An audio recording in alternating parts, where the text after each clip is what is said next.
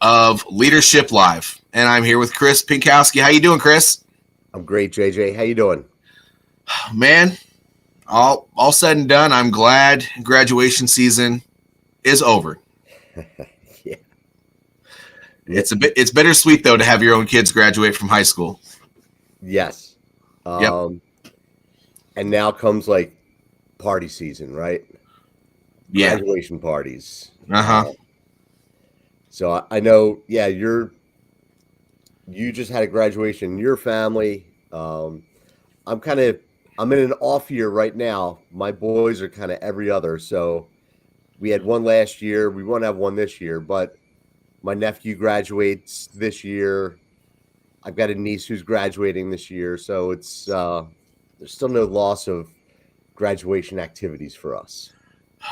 Well, I will be happy when the month of June is done. I have plenty of stuff to do to keep me occupied otherwise. It's not like I have to attend all these Right. graduations. My daughter's going to be the one out there partying. That's But right. anyway, we are going to talk today about, there's kind of a dichotomy where, you got to balance whether somebody's being difficult or not. And sometimes we call the episode difficult conversations versus difficult people, or Mhm. maybe it was the other way around. But that we kind of framed it that way because there are so many things within that idea. I mean, maybe it's the conversation, maybe it's something else, but just there are so many people that go to work and say my employees are difficult, Mhm. but there are a lot of things that people could be missing, but they might be right. Right. So what do you think about that? It's something that I believe is people get wrong. Commonly is either pinning something on a person, right? That's just Joe Snuffy's difficult, and as a result, he makes whatever project he's working on difficult. And then I'm going to have this conversation with him, and it all comes back to Joe. But maybe it doesn't all come back to Joe. Maybe there are things that, as a leader, I'm not seeing, and maybe I'm not even hearing the full story. So you do have to be able to separate out what's going on to be able to have a conversation to address the person or a conversation to address something else that may be masked as the person. Yeah, and the first thing that comes to mind for me is well, it's probably the same thing that you're thinking, but ownership. Mm-hmm. If there's one or more people that could potentially be causing problems that are part of your workforce, or on your team, I would say that, and this is for all managers out there, directors, VPs, CEOs, it doesn't really matter. Look at what's going on. Look at the environmental factors. Look at the things that you can help them with. When you gave them these tasks, did you explain them to them well enough? Uh, do they understand the mission of the company? Do they understand the vision and direction of what's going on right now? I mean, although that stuff is your responsibility, yeah, it's your responsibility as a leader. It's also your responsibility to convey those things. Communication, that's part of it. And if you're not making sure that everything is crystal clear, take a look in the mirror and reflect back on that. What can you do to influence what's going on to potentially remedy the situation before you just start throwing labels Yeah. on your employees? You know, it's important to differentiate where the root cause is. Yes. And, that's something that we talk about from a problem solving standpoint pretty often. But when you look at a situation and something's going on and you have to identify the root cause, you're going through asking your whys and getting rid of any surface level stuff. But part of it is you need to be able to differentiate if this is a person issue or an other issue. Mm-hmm. And that that's really where the, the difficult conversation versus a difficult person comes into play. And not not to say that you can't have a difficult conversation with a person, right? I mean, that's who it's going to be with, right? You could have them by yourself, but you may not get very far. Yeah. But yeah, if you're able to identify the root cause of what's going on, and then maybe it is a performance thing, but it's not an attitude thing. Maybe that's what I'm trying to get to, is that you've got to separate out like performance from attitude, from maybe malicious actions. But if someone just needs additional training, and that's why they're not able to get certain things done, you can have that conversation with the person and identify, hey, Joe needs to learn an advanced level of dealing with electricity. That's why he's struggling to do this. Let's train him up and get him ready and prepared to do his job.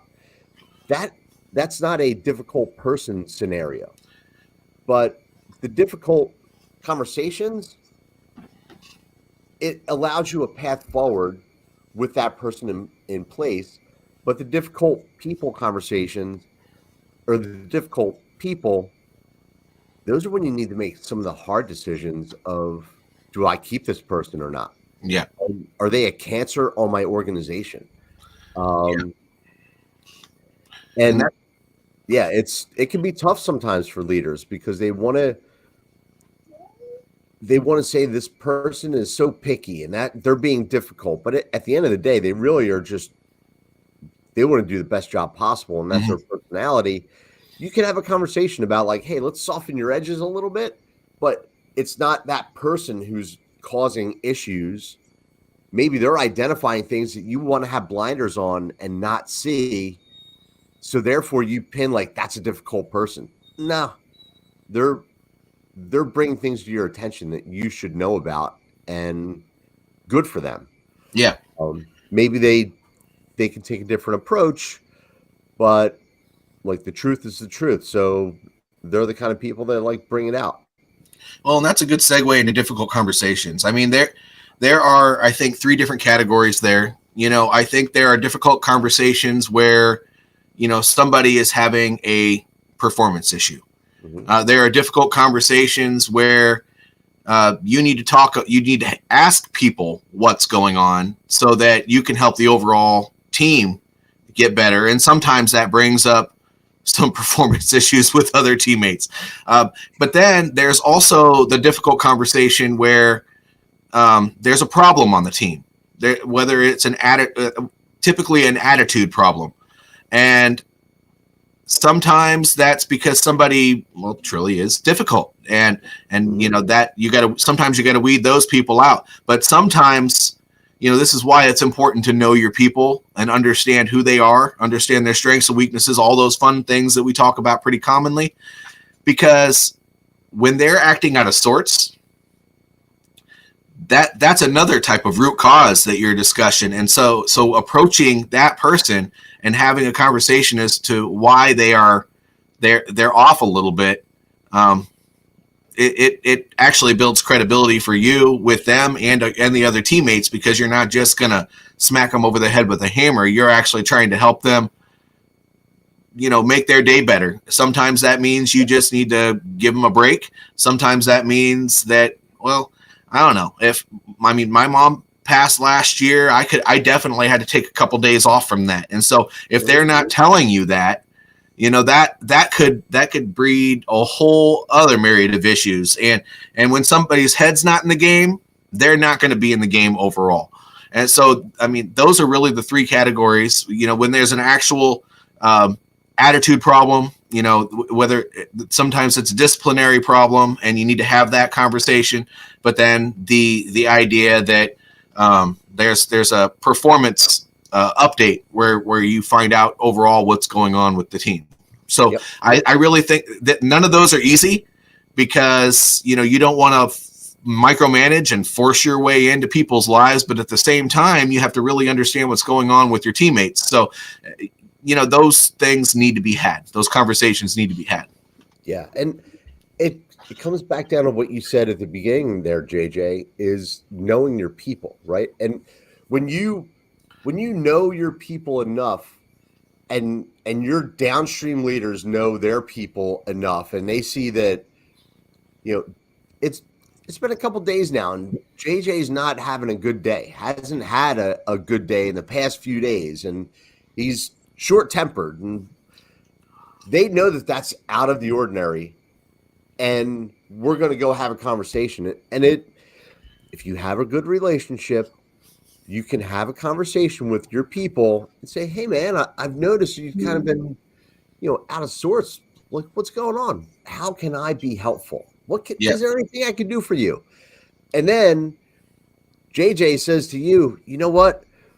Some kids were joyriding their ATVs and they crashed through my fence over the weekend. And every night after work, I've been working on my fence and I'm tired. You're like, you know what, dude? Understand. Yeah. And then you don't have to further that conversation. You know that he's going to fix his fence. And once he does, he's going to be back to normal. But he's going to be a little cranky because he's tired. And okay, fair enough. As long as he doesn't, beat the shit out of those kids that destroyed his fence, I think we're all good. Okay. But you're right. And sometimes this helps people in my coaching conversations. And so I'm going to go ahead and bring this up. Why is a conversation difficult? I mean, if you don't know your people, if you don't have rapport with people, that's one reason why the conversation would be difficult. So as a manager or whatever leadership level you are, you really have to keep that in mind, because if you're not talking to your people regularly, it's always going to be uncomfortable to talk to them. Yeah. But on top of that, why is it difficult? I mean, is it difficult because you're afraid of hurting their feelings? Is it difficult because you're afraid they're going to retort in some way? Why is the conversation going to be difficult? So always understand the why behind having a conversation. I mean, what's the intent? Is the intent to better that person? Is the intent to better the team? Lead with that. There's nothing wrong with leading with that, because at the end of the day, there is a cost to not having a conversation. A cost could be somebody's professional development. Mm-hmm. A cost could be, that person's performance. And by the way, if you let it get to a point where it's really, really bad, performance can turn into attitude. So if you don't address it early, it will progress, and it'll just turn into a bad situation, because maybe that person's having something he's struggling with, and if he doesn't end up getting support for that, it's going to be bad. But then there are so many different things that could go wrong in a conversation. But if you let that fear keep you from moving forward, you're missing out on an opportunity to better somebody else, better your team, and better yourself. So don't do that. I mean, that's something that has to be brought up, because that's often those are really the biggest reasons why a lot of people don't engage in a hard conversation. Yeah, it's another cost is you may lose other employees who are fed up with whatever's going on with an individual, right? Yep. So there's collateral damage. Well, and money. When you're in business, there's always money. I mean, you can't have this conversation without throwing that one out there. That's right. Absolutely.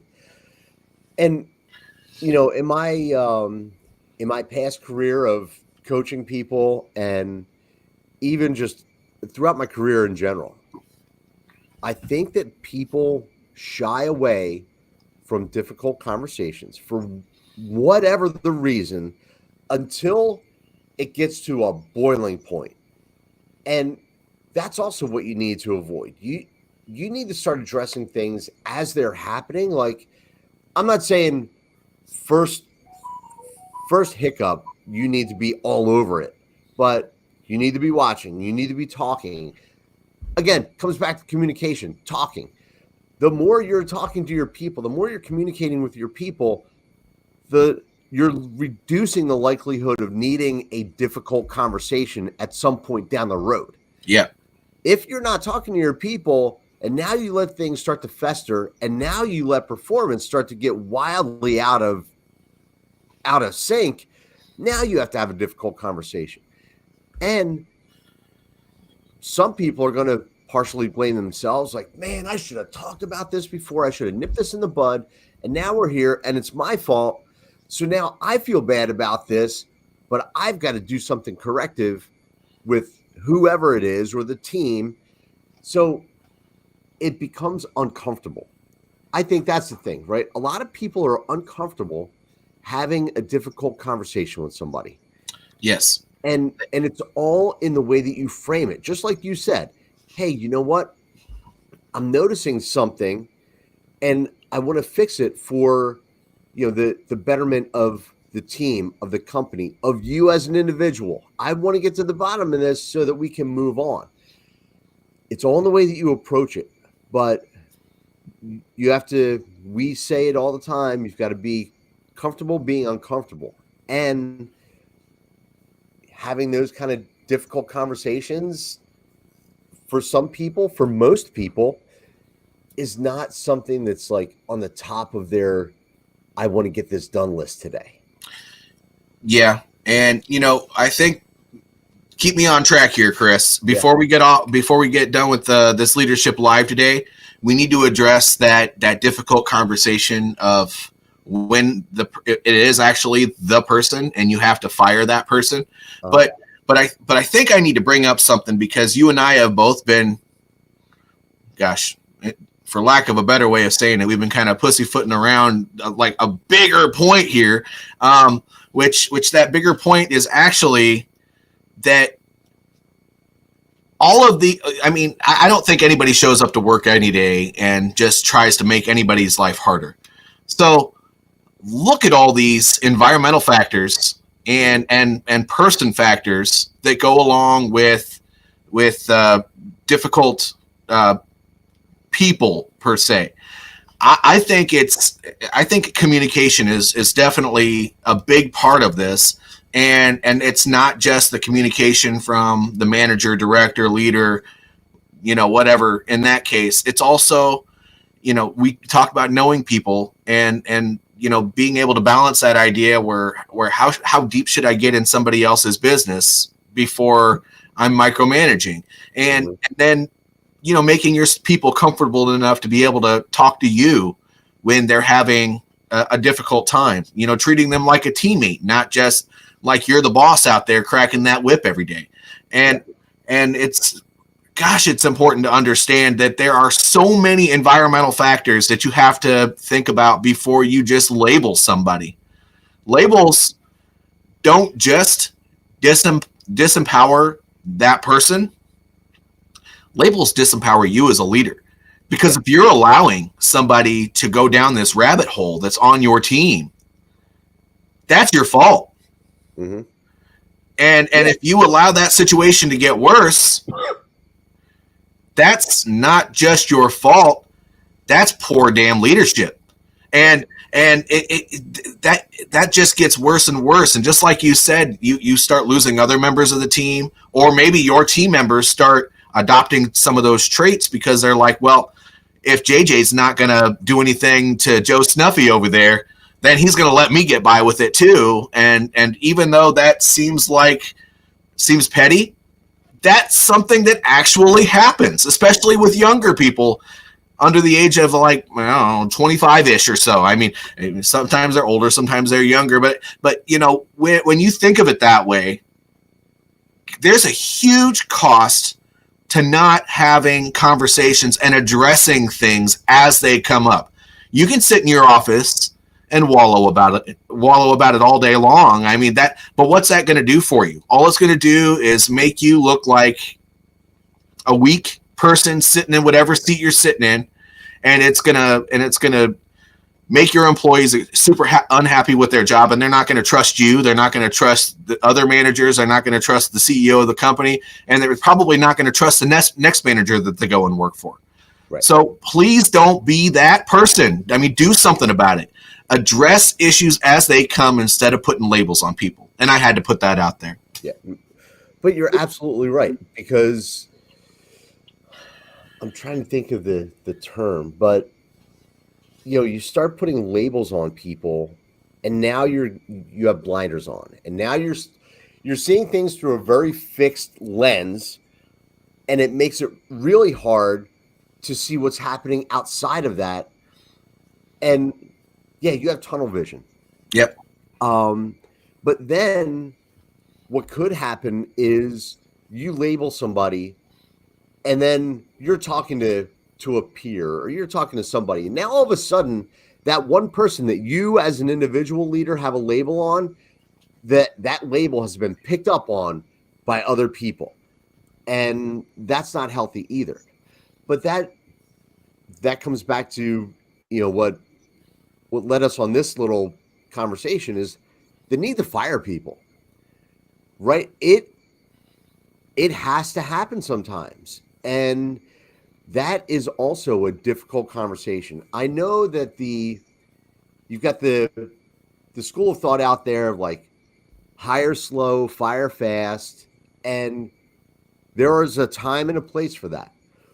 But there's also a time and a place where you've got to kind of see what's going on in this freaking world of everything being litigious.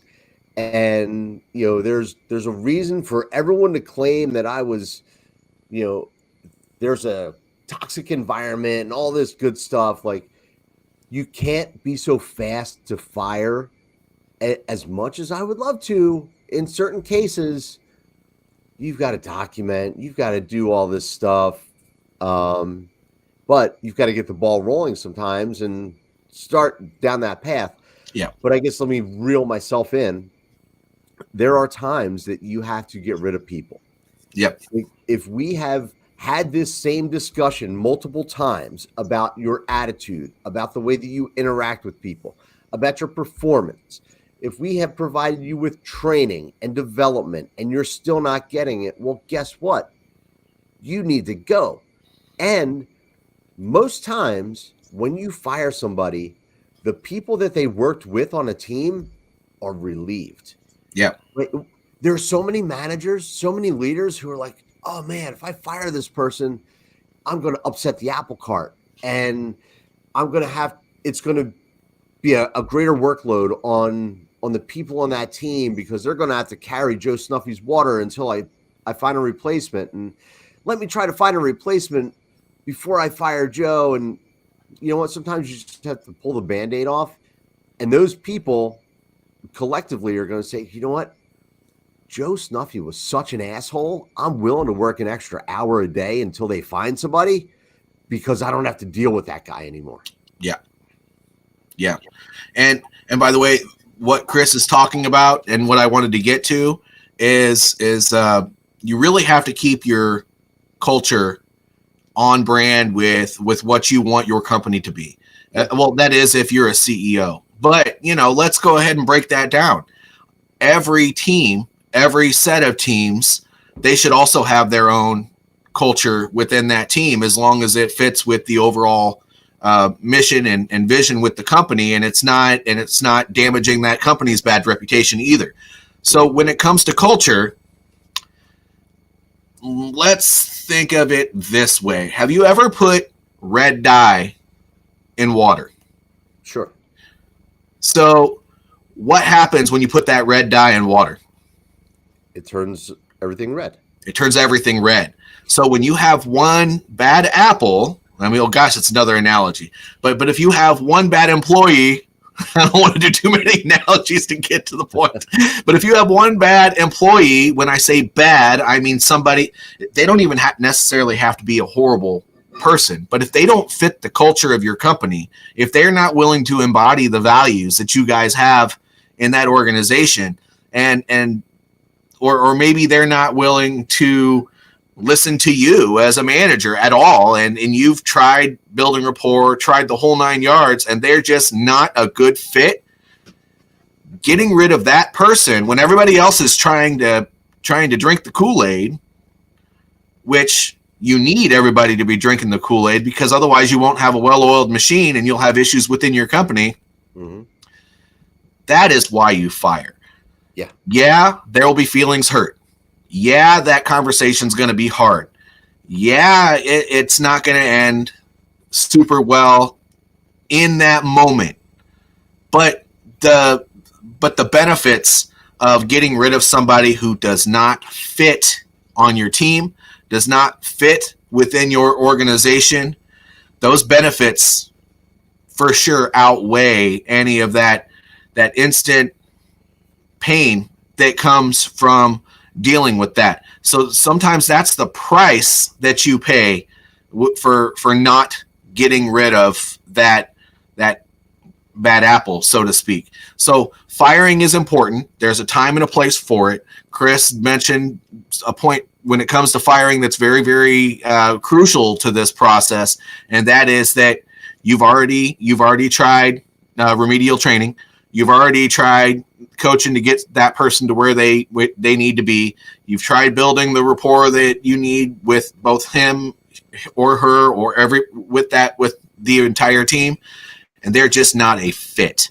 They're just not going to work as part of your culture, part of your team, so on and so forth.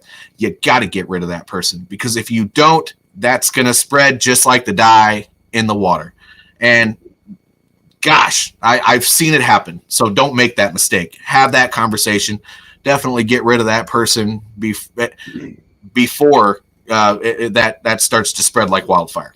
Yeah, and you can prevent things like that. Like JJ, you were mentioning culture, and culture is so important. The protection of your culture has to be part of your hiring process. And so we're going through, we're trying to fill a couple positions in a couple of our companies right now. And one of them is more senior. So this person somehow got through the initial screen and then gets into an interview with me. And within 5-7 minutes, I'm like, this person's not a fit for our culture. They do not match our core values. And I let the conversation go for maybe another 6 or 7 minutes, but what was scheduled to be a 45-minute conversation ended at 15, because number one, I don't have time to waste sitting here talking to this person that I've already identified early on. You don't match our culture. Now you're just going to, if we hire you, talk about upsetting the apple cart. Yes. But let's avoid that to begin with. And, let's be better in our screening process and our hiring process so that you don't have those cultural mismatches. People are aligned with your values. And then again, your chances of having these kind of difficult conversations to let someone go as a result of that is minimized. Yep. I completely agree. That starts at the very, very beginning, and we can have a whole call about that. As a matter of fact, if you go to my YouTube channel and you subscribe and you get the notifications for all of our future episodes, don't forget about all the past episodes, because we've talked about that, and I'm sure we'll talk about it again. Yep. Culture comes up often, but building a culture is extremely important, and we do have episodes on that, both in my Warrior Leadership podcast and with the Leadership Live podcast. That's why we do these things. It's actionable guidance to get you through so that you don't have to struggle as a leader. Do not forget to, invest in yourself, and whether it's Leadership Live, whether it's Warrior Leadership, whether you like another podcast, it doesn't really matter. Make sure you're investing in yourself, because if you really want what's best for your organization, what's best for your team, and what's best for you, you need to learn how to make those things happen. And you can't learn how to make those things happen if you just try to only learn from your mistakes all the time. That route takes a long damn time. That's right. A long time. Don't do that to yourself. As a matter of fact, if you start early and you invest in yourself often, you can mitigate a lot of that risk of having to fall on your face time and time again. And not necessarily just putting in a plug for my programs. I have some of those. Chris used to have those. But, something so simple as a podcast can change everything for you. 100%. So, Chris, what do you have for closing comments for today? Closing comments are, whether it's a difficult person or a difficult situation, as a leader, you always have to be prepared to have the difficult conversations.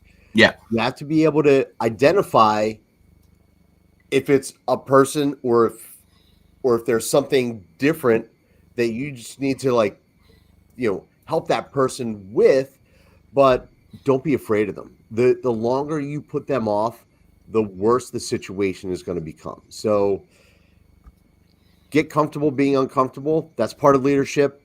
And you gotta rip the Band-Aid off sometimes and just have those tough conversations or deal with tough people. Oh yeah. Comfort is where failure lives, man. That's right. You get comfortable, you're gonna be getting comfortable not doing a damn thing. I'll tell you that much right now. But well, I agree. And just remember, it's not necessarily, well, it's not usually the person that's difficult. It's usually the process that is not being handled correctly. Get to know your people, understand who they are, understand their strengths and weaknesses, have conversations early and often, and build damn rapport. Don't be afraid to go and talk to your employees. You don't have to go out to drink with them on the weekends or anything like that, but you should for sure get to know them to the point where they're comfortable in talking to you. And don't treat them like a minion. Right. Treat them like a member of the team. Treat yourself as a member of the team, because at the end of the day, servant leadership is nothing more than putting the welfare of the other people before your own so that your team can become successful. Subordinate your ego. Stop being a jackass. You got this. And okay. You know what? That's a great segue to our next conversation in this series, which is the art of giving feedback, right? Of constructive feedback. Mm-hmm. So again, that oftentimes starts with maybe a difficult conversation, but it's all in the way that you phrase it. And we'll get into that on our next Leadership Live. Subordinating your ego is a big part of that as well. Yes, it is. Yes. Before we go, okay, everybody, go to Amazon, buy this book. It's not somebody else's book. I'm not an affiliate marketer. I took a year and a half to write this thing. And let me tell you why you should buy it. It's because it's my story, a veteran story of grit, growth, and leadership from the ground up. I mean, it even talks about how I overcame a situation as a teenager where I slept in my truck because I got kicked out of my house all winter long.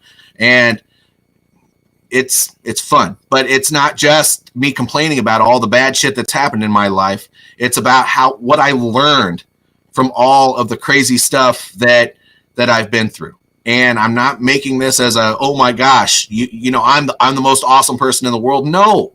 If you want to know some tips and tricks on how to overcome that hard stuff that's going on in your life and move forward, then again, it's part of professional development. You got to do that. This is just one way. I recommend. It's worth a read. I've had some good feedback on it. Speak Up, Show Up, Lead: A Veteran Story of Grit, Growth, and Leadership from the Ground Up. It is on Amazon.com. You can look up JJ Hardy, and you'll see that with my other books that I've got on there for quick guides and stuff. All right. Chris, thank you for a great conversation, and we'll see you in a couple weeks, buddy.